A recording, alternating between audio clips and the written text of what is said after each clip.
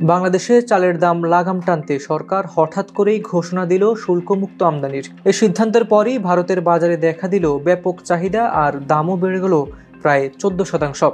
ভারতের ব্যবসায়ীরা আগে থেকেই প্রস্তুত ছিলেন, বাংলাদেশ শুল্ক তুলে নেবে এমন তথ্য তাদের কাছে পৌঁছেছিল। সে কারণে সীমান্তে ঘেঁষা গোদামগুলোতে রাখা হয়েছিল হাজার হাজার টন চাল। সরকারি ঘোষণা আসতেই পেট্রোপোল থেকে বেনাপোল সীমান্ত দিয়ে বাংলাদেশে চালবাহী ট্রাক ঢুকতে শুরু করে। ভারতের পশ্চিমবঙ্গ, উত্তরপ্রদেশ আর দক্ষিণ ভারতের চালকল মালিকরা এখন রপ্তানিতে ঝুঁকছেন। বাংলাদেশের সিদ্ধান্ত ঘোষণার পর মাত্র দুদিনেই ভারতের বাজারে ভোক্তা পর্যায়ে চালের দাম হু হু করে বাড়ে।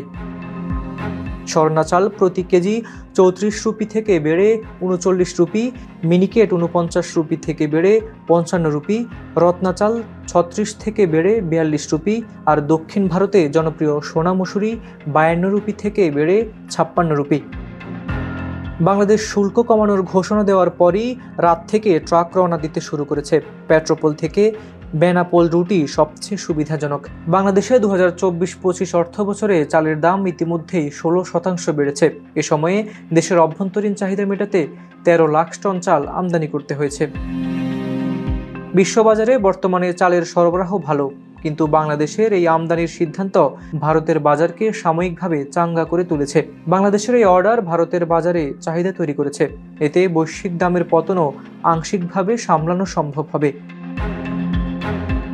বাংলাদেশ যখন ভোক্তাদের স্বস্তি দিতে চাইছে, তখন ভারতের অভ্যন্তরীণ বাজারে তৈরি হচ্ছে নতুন চাপ।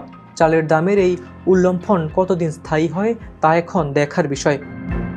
মুকিতুর রহমানের রিপোর্টে হাবিবুর রহমান নিশান, খবর সংযোগ।